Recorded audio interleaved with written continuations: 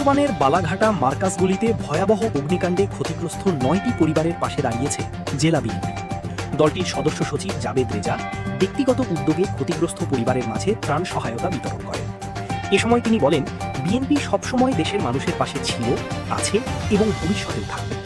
সবার আগে বাংলাদেশ, এই মূলমন্ত্র নিয়েই দলটি জনগণের কল্যাণে কাজ করে যাচ্ছে। আপনাদের কষ্টের আপনাদের পাশে দাঁড়ানো, আমরা আমাদের মাননীয় প্রধানমন্ত্রী তারেক রহমানের পক্ষ থেকে আমি জাবেদ রেজা জেলা বিএনপি সার্বিক সহযোগিতায় আপনাদের জন্য ক্ষুদ্র আমাদের এই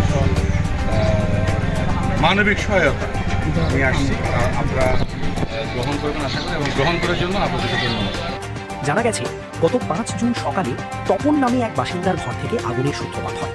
পরে তা দ্রুত আশপাশে ছড়িয়ে পড়ে। এতে অন্তত 9টি বসতঘর সম্পূর্ণ পুড়ে যায়। খবর পেয়ে ফায়ার সার্ভিসের 2টি ইউনিট প্রায় 1 ঘন্টার চেষ্টায় আগুন নিয়ন্ত্রণে। সৌভাগ্যবশত এই ঘটনায় কোনো প্রাণহানির ঘটনা ঘটে।